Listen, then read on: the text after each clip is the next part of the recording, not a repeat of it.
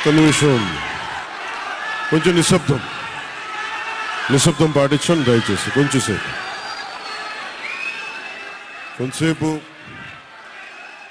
నిశ్శబ్దం పాటించండి దయచేసి.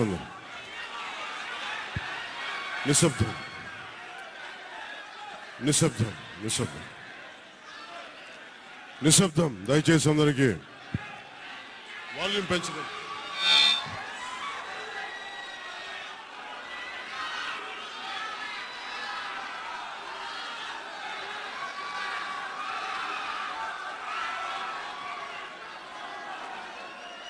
వాల్యూమ్ పెంచు.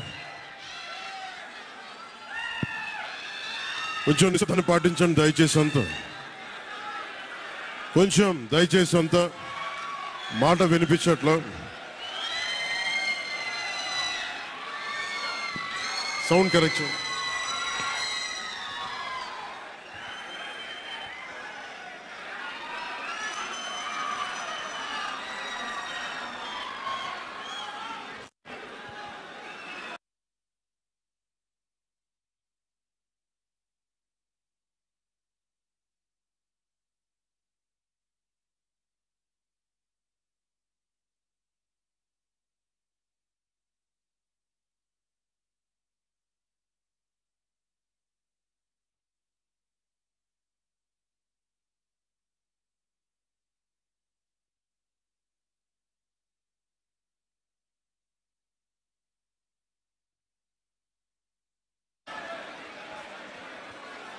దయచేసి అందరూ నిశ్శబ్దంగా ఉంటూ ఈ స్పీకర్స్కి అడ్డం తొలిగితే అధ్యక్షుల వారి స్పీకర్స్కి అడ్డంగా నుంచున్నారు. అందుకనే అందరికీ స్పీచ్ వినపడట్లేదు.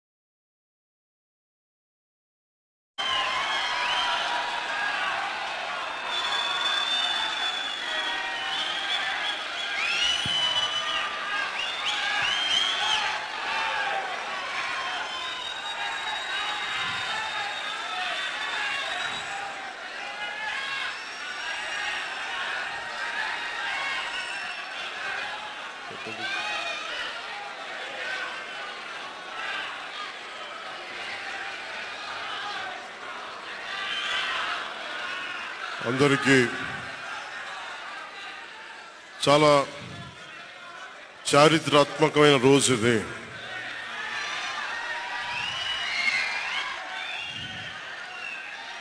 చాలా కొంచెం నిశ్శబ్దం పాటించండి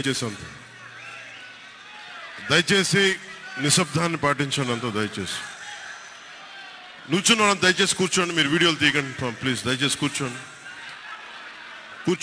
ఏదో ఒకటి చేయండి. మీరు కూర్చోవాలి, ఏదో ఒకటి చేయండి. చాలా ఆంధ్రప్రదేశ్ 5 కోట్ల మంది ప్రజలు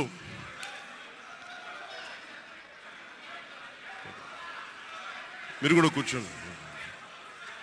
చాలా చారిత్రాత్మకమైన తీర్పిచ్చిన రోజు ఇది.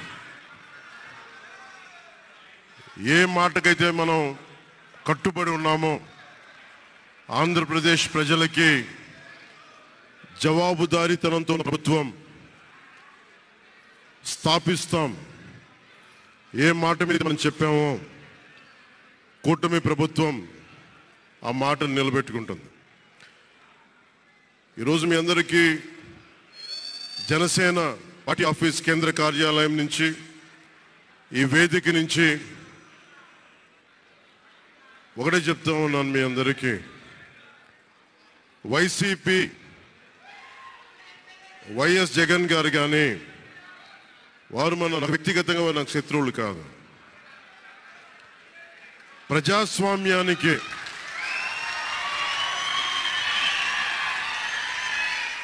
ఇది ఓడిపోయారు కదా అని చెప్పి జనసేన నాయకులుగా గుర్తుపెట్టుకోవాల్సింది. ఇది కక్ష సాధింపు సమయాలు కాదు. 5 కోట్ల మంది ప్రజల కోసం పనిచేసే సమయం ఇది. 5 కోట్ల మంది పైచులకు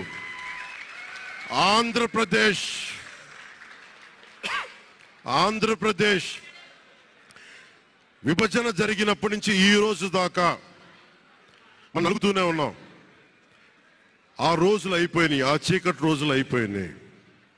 ప్రతి ఒక్కరం బాధ్యతతోటి భవిష్యత్తు తరాల కోసం బాధ్యతని భుజాల మీద వేసుకొని చాలా బాధ్యతాయుతంగా జవాబుదారీతనంతో కూడిన రాజకీయ ప్రభుత్వం, రాజకీయ మనకి ఆలోచన విధానం ఉంటుంది.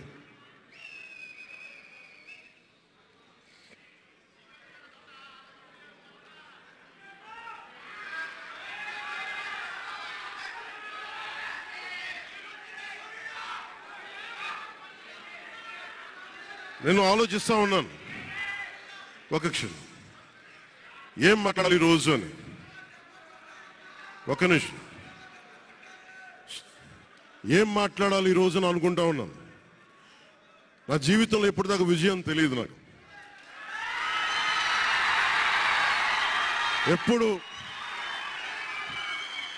ఎప్పుడు ఒకే ఒకసారి సినిమాల్లో ఉన్నప్పుడు తొలి ప్రేమ అనే విజయం చూసాం.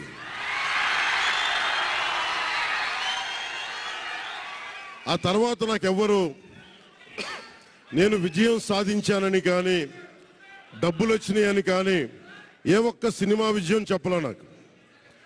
నా జీవితం అంతా ఎప్పుడు కూడా దెబ్బలు తింటానో, మాటలు పడతానో, తిట్టించుకుంటానో. నేను ఎంత ఎదిగా నాకే తెలియదు. మీ గుండెల్లో ఈ రోజు నన్ను తీసుకొచ్చి 21 గెలిచే వరకు నాకే తెలియదు.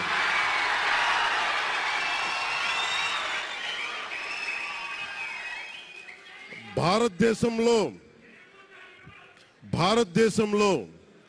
100కి 100% కొట్టామంటే జనసేన.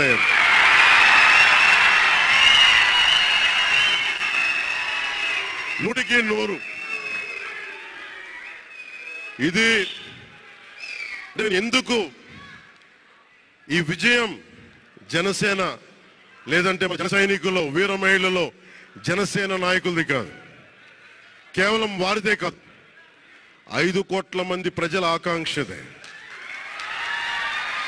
మార్పు కావాలి.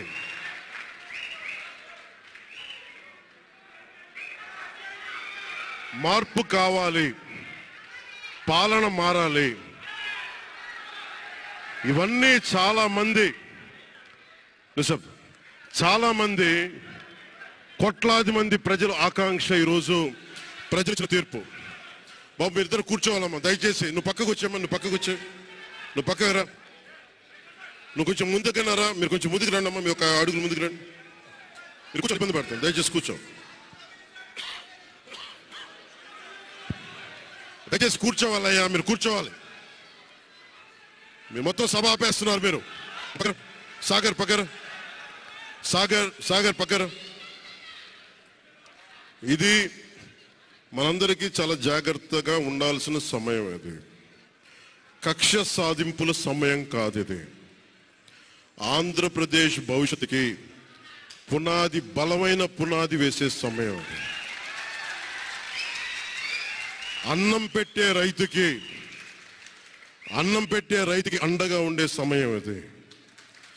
రక్షణ లేని ఆడబిడ్డలకి రక్షణ కల్పించే సమయం ఇది. ఆడబిడ్డల్ని, మహిళల్ని వారి కాళ్ళ మీద వాళ్ళు నిలబడగలిగేలా చేసే సమయం ఇది. నేను ఈరోజు ప్రభుత్వ ఉద్యోగులు కూడా మాటిస్తున్నాను. కంట్రిబ్యూటరీ పెన్షన్ స్కీమ్ నేను చెప్పాను, నేను బాధ్యత తీసుకున్నాను, నేను మర్చిపోలా. ఏరు దాటాక తెప్ప తగిలేసే రకం కాదు నేను. కాంట్రిబ్యూటరీ పెన్షన్ స్కీమ్ దానికి సరి సమానంగా అది కానీ మీకు న్యాయం వచ్చేలాగా సంవత్సరంలోపు తీసుకొస్తాను అని మాట ఇచ్చాం. తీసుకొచ్చి తీరుతాం. ఆ మాట మీకు ఇస్తున్నాం. మెగా డిఎస్సి నోటిఫికేషన్ విడుదల చేయించే బాధ్యత మనం తీసుకుందాం. యువత విలవిల్లాడిపోతా ఉన్నారు, యువత నలిగిపోతా ఉన్నారు. మీ చదువులకి తగ్గ ఉద్యోగాలు కానీ, మీ స్కిల్స్ని పెంపొందించి మీకు ఉద్యోగాలు కానీ, నేను మీకు చెప్తున్నా, నాకు చాలా పెద్ద బాధ్యత ఇచ్చారు ప్రజలు. ఈ రోజున మామూలు బాధ్యత ఇవ్వాల. గెలిచింది, పోటీ చేసింది 21, 2 పార్లమెంట్లు గెలిచింది 100%. కానీ బాధ్యత ఎంత ఉందంటే 175 సీట్లు మనమే గెలిస్తే ఎంత బాధ్యత ఉందో అంత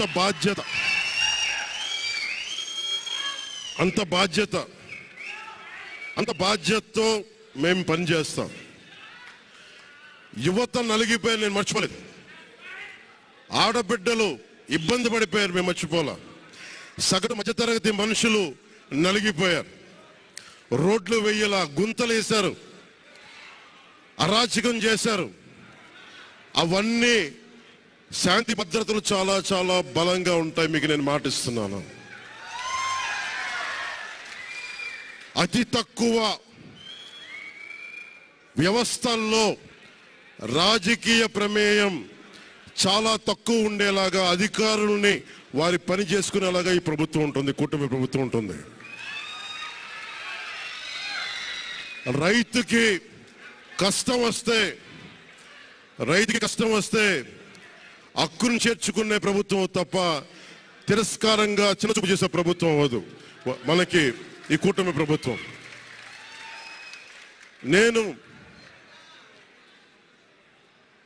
నాకు రాజకీయాలు డబ్బు అవసరం లేదు. నేను మీకు మళ్ళీ చెప్తున్నాను. మీకు డబ్బుల కోసం, పేరు కోసం రాజకీయాల్లోకి రాలేదు. మీలాగా నలిగిపోతారు చూస్తారా ప్రతి ఒక్కళ్ళు. సగటు మనిషి మాకు ఎవడు ఉండేంటి, నాకు కులం లేదు, మతం లేదు, నా కష్టాన్ని ఎవరు చూడరేంటని ప్రతి ఊర్లో ఉండే ఒక సగటు మనిషి అనుకుంటాడు. ఆ మనిషి కష్టాలు నేను చూసిన వాడిని. ఆ మనిషికి భుజం కాయడానికి నేను వచ్చాను రాజకీయాల్లో.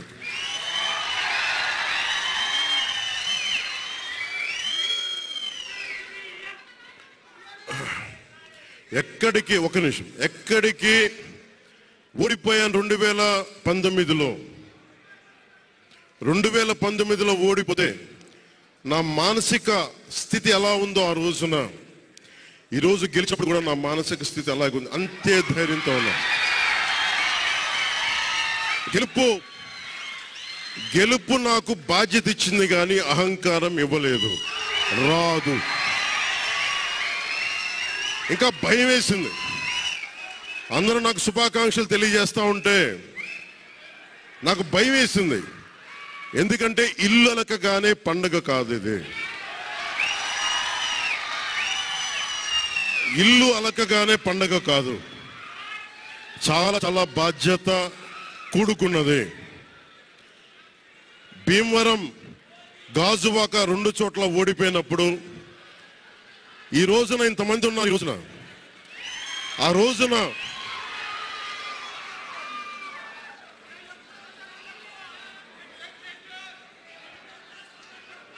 రోజున నా పక్కన నన్ను నమ్ముకున్న కొద్దిమంది తప్ప, కానీ నాకు ఒకటే అనిపించింది, నేను పరాజయం చూసి భయపడను, ఓటమి చూసి భయపడను. ఓటమి నాకు బలం ఇస్తుంది, ఓటమి నాకు ఉత్సాహం ఇస్తుంది అనుకున్నాను.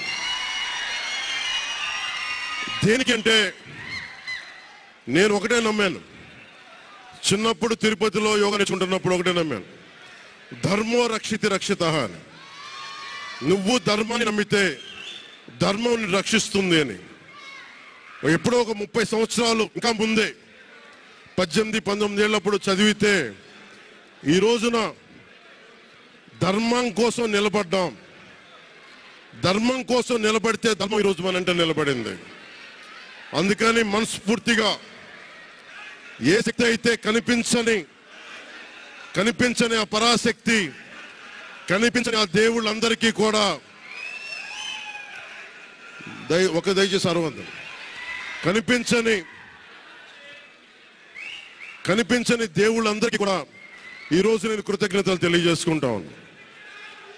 మనస్ఫూర్తిగా మీ అందరికీ, పిఠాపురం ప్రజలందరికీ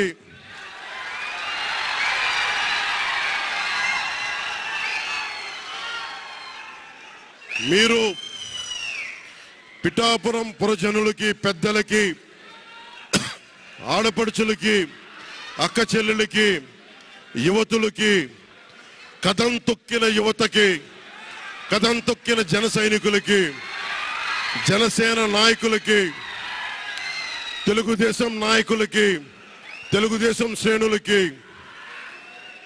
తెలుగుదేశం నాయకులు వర్మ గారికి, వారందరికీ కూడా నా ప్రత్యేక కృతజ్ఞతలు తెలియజేసుకుంటా ఉన్నాను. మీరు పిఠాపురంలో పవన్ కళ్యాణ్ గెలిపించలేదు. కేవలం పిఠాపురం ప్రజలు పవన్ కళ్యాణ్ ఒక్కడిని గెలిపించలేదు, 5 కోట్ల మంది ప్రజల్ని గెలిపించారు. మీరు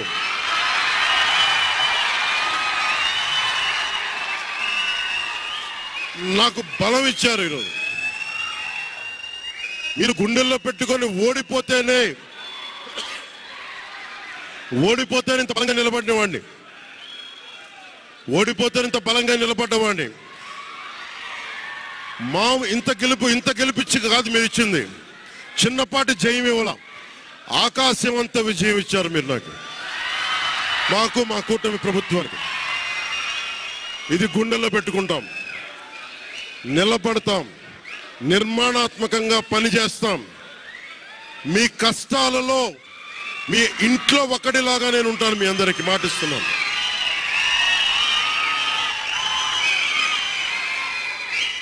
మీ ఇంట్లో ఒక్కడిగా, ఒకటే గుర్తుపెట్టుకోండి, మా ఇంట్లో మా కుటుంబ సభ్యుడు నాకు కులాలకి, మతాలకి, ప్రాంతాలకి అతీతంగా ప్రతి ఒక్కరూ ఆలోచించాల్సింది, మా ఇంట్లో కుటుంబ సభ్యుడు పవన్ కళ్యాణ్.